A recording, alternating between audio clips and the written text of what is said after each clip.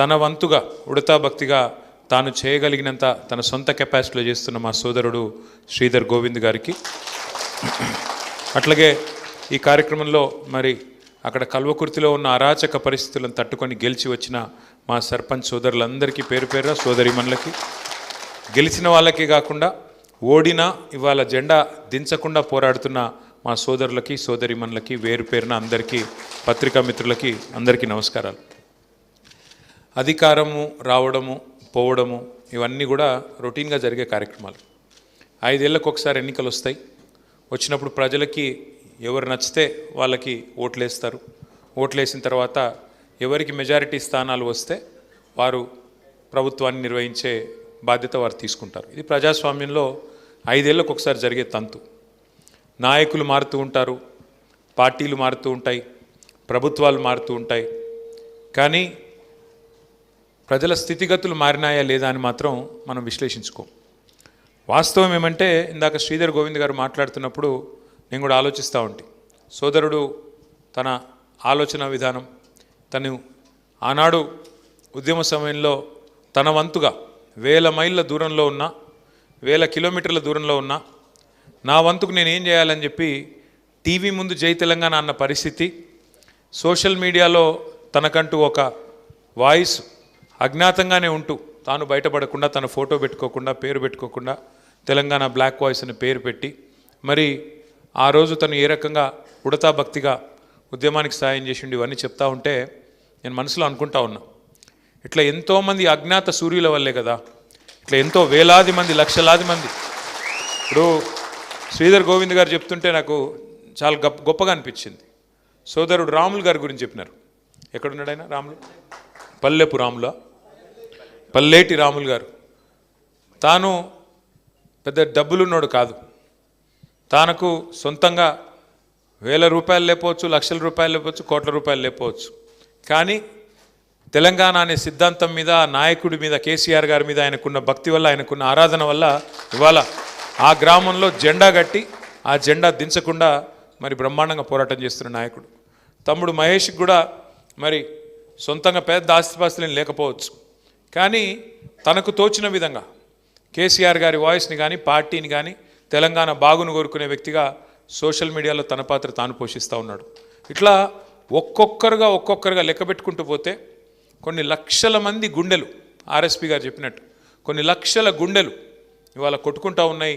ఈ రాష్ట్రం బాగుండాలి, మా ప్రజలు బాగుండాలి, అధికారంలో ఎవరుంటే ఏమి కానీ మా వాళ్ళు బాగుండాలి, మా చెరువు బాగుండాలి, మా ఊరు బాగుండాలి, మా పరిస్థితి బాగుండాలి, మా రాష్ట్రం దేశంలో నెంబర్ 1 కావాలి, ఈ ఆరాటంతో కొట్లాడుతున్న వాళ్ళు ఉన్నారు. ఇవాళ మనం కూడా అధికారం ఏమి కొత్త కాదు. 25 ఏళ్ళు నిన్నగాక మొన్న మన పార్టీకి నిండినాయి.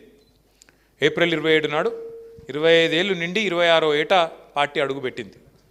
ఈ భారతదేశ చరిత్రలో మీరు చూసినట్టయితే వేళ్ల మీద లెక్క పెట్టవచ్చు ఎన్ని పార్టీలు 25 ఏళ్ళ పైచిలుకు మనగలిగిన పార్టీలు, బతకగలిగిన పార్టీలు, బతికి బట్టగట్టగిన పార్టీలు ఎన్ని అంటే ఏళ్ళ మీద లెక్క పెట్టచ్చు. అదే మన తెలుగు రాష్ట్రాలు చూస్తే ఇదివరకు ఉమ్మడి ఆంధ్రప్రదేశ్, ఇప్పుడు తెలంగాణ ఆంధ్రప్రదేశ్ చూస్తే 2 పార్టీలు కదా. 25 ఏళ్ళ పైగా నిలబడ్డ పార్టీలు 2 కదా. 43 ఏళ్ళ కింద పుట్టిన తెలుగుదేశం పార్టీ, 83 పుట్టిన తెలుగుదేశం పార్టీ ఒకటి, రెండవది 2001లో పుట్టిన టీఆర్ఎస్ పార్టీ, ఈరోజు బీఆర్ఎస్ పార్టీ రెండవది. అంటే ఇక్కడ ఆలోచించాల్సిన విషయం ఏంటి అంటే అధికారం ఉన్నదా లేదా అన్నది ముఖ్యం కాదు.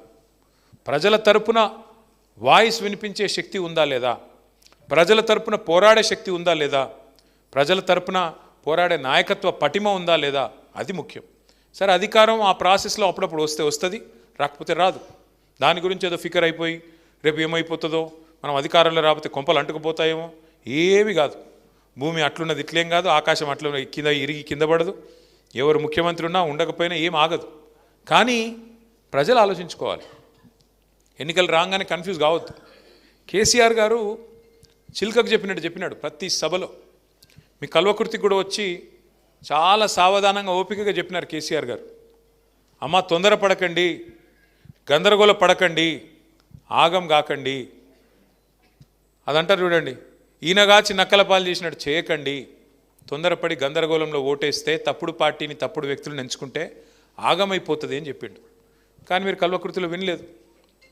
ఉమ్మడి పాలమూరు జిల్లాలో 14 స్థానాలుంటే 2 స్థానాల్లో మాత్రమే బీఆర్ఎస్ గెలిచింది, మిగతా 12లో కాంగ్రెస్ పార్టీ గెలిచింది. పాలమూరు బిడ్డను, పాలమూరు గోసదీరుస్తా, పాలమూరు దశ మారుస్తా అని చెప్పి గెలిచిన రేవంత్ రెడ్డి గారు ఇవాళ ముఖ్యమంత్రిగా ఉన్నారు. 2.5 ఏళ్ళు అయిపోయింది, 3 బడ్జెట్లు ప్రవేశపెట్టినారు.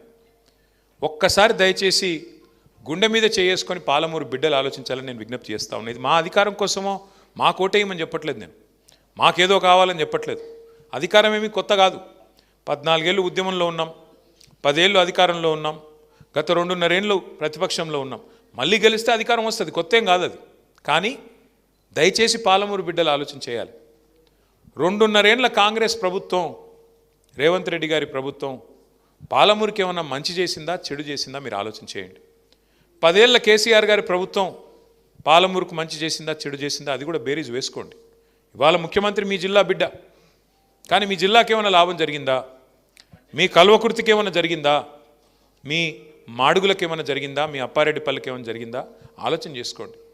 ఎందుకంటే కేసీఆర్ గారు ఆయన ఒక ప్రాంతానికి సంబంధించిన నాయకుడు కాదు, ఒక జిల్లాకు సంబంధించిన నాయకుడు కాదు, ఒక నియోజకవర్గానికి సంబంధించిన నాయకుడు కాదు. తాను ప్రాణాన్ని ఫనంగా పెట్టి కేసీఆర్ సచ్చుడో తెలంగాణ వచ్చుడో అని చెప్పి జిద్దు మీద కొట్లాడి తెలంగాణ తెచ్చిన నాయకుడు. అన్ని రాష్ట్రాలకు ముఖ్యమంత్రులు ఉంటారు, కానీ మన రాష్ట్రానికి రాష్ట్రాన్ని తెచ్చిన నాయకుడే ముఖ్యమంత్రి అయిండు, మొదటిసారి రెండోసారి. అందుకే ఏం జరిగింది? కేసీఆర్ గారు ఒక కల్వకుర్తికి ఇది చేయాలా లేకపోతే ఒక గజ్వేల్కి అది చేయాలని చూడలేదు. రాష్ట్రంలో ఉండే 45,000 చెరువులు మిషన్ కాకతీయ కింద తీసుకొని 45,000 చెరువుల్ని మరి బాగు చేయాలనే సంకల్పంతో బ్రహ్మాండంగా వరుసగా 4-5 ఏళ్ల పాటు మిషన్ కాకతీయ అనే ప్రోగ్రాం దాదాపు 24,000 కోట్ల రూపాయలతోని మంచిగా నడిపించే ప్రయత్నం చేసినాడు. ఎందుకంటే చెరువు బాగుంటే ఊరు బాగుంటుంది, చెరువు బాగుంటే రైతు బాగుంటాడు, రైతు చుట్టూ అలుముకున్న వ్యవస్థ బాగుంటుంది, గ్రామీణ ఆర్థిక వ్యవస్థ బాగుంటే గ్రామం బాగుంటుంది, కుల వృత్తులు బాగుంటే అన్నీ బాగుంటాయి. ఆ ప్రయత్నం చేసిండు. అట్లాగే మిషన్ భగీరథ ఉపాధ్యక్షుడు ఇక్కడ కూర్చున్నాడు, మాజీ ఉపాధ్యక్షుడు ఉప్పల వెంకటేష్. మిషన్ భగీరథ అనే ప్రోగ్రాము ఏదో ఆషామాషిగా పెట్టిన ప్రోగ్రాం కాదు, ఎవరికో ఒకరికి పదవి ఇచ్చినందుకు పెట్టిన ప్రోగ్రాం కాదు. సాధించుకున్న తెలంగాణలో మనం ఇంటింటికి సాగునీటి గోస లేకుండా, తాగునీటి గోస లేకుండా చేయాలనే ఉద్దేశంతో ఇంటింటికి నల్లా పెట్టి మా ఆడబిడ్డలు ఎవరు మళ్ళీ బిందెలు పట్టుకొని కుండలు పట్టుకొని రోడ్ల మీదకి వచ్చే పరిస్థితి ఉండొద్దు. వాళ్ళు లంబాడి తాండాల్లో ఉండొచ్చు, కోయగూడెంలో ఉండొచ్చు, లేదా చిన్న పల్లెలో ఉండొచ్చు, లేదా గ్రామంలో ఏ మూలకన్నా ఉండొచ్చు, ఎవరికి అవస్థ కావద్దు అని చెప్పి ఇంటింటికి నల్లా పెట్టి నీళ్ళు అడుగుతా, నేను నీళ్ళు ఇవ్వకపోతే ఆ పథకం పూర్తి చేయకపోతే నాకు ఓటు వేయకండి, ఓటు కూడా అడగనని చెప్పే దమ్మున నాయకుడు భారతదేశంలో ఒక కేసీఆర్ తప్ప ఎవరైనా ఉన్నారా? ఆలోచించండి. ఎన్నికల్లో కేసీఆర్ గారు అడ్డమైన హామీలు ఇవ్వలేదు. కాంగ్రెస్ వాళ్ళు కదా రాసిచ్చినట్టు బాండ్ పేపర్లు రాసి ఇవ్వలేదు. 420 హామీలు ఇవ్వలేదు. ఒక్కొక్క వర్గాన్ని మోసం చేయడానికి డిక్లరేషన్ల పేరిట డ్రామా చేయలేదు. ఏం చేసినాడు? రైతు బంధు చెప్పిండా కేసీఆర్ మేనిఫెస్టోలో? చెప్పలేదు. భారతదేశంలో స్వాతంత్రం వచ్చి ఇప్పుడు 47లో స్వాతంత్రం వస్తే ఇంకో నెక్స్ట్ ఇయర్ చూస్తే 80 ఏళ్ళు అవుతుంది. ఇప్పుడు 79 ఏళ్ళు నుండి ఇంకో సంవత్సరం అయితే 80 ఏళ్లలో పడతాం. 80 ఏళ్ళ స్వతంత్ర భారతదేశంలో ఎంతోమంది ప్రధానమంత్రులు, ముఖ్యమంత్రులు, ముఖ్యమైన మంత్రులు, కేంద్ర మంత్రులు, ఎంతోమంది పెద్ద పెద్ద పదవులు అధిష్ఠించినారు. మీ దగ్గర నుంచి కూడా జయపాల్ రెడ్డి గారు కూడా పెద్ద నాయకుడు అయినాడు, కేంద్ర మంత్రిగా పనిచేసినాడు.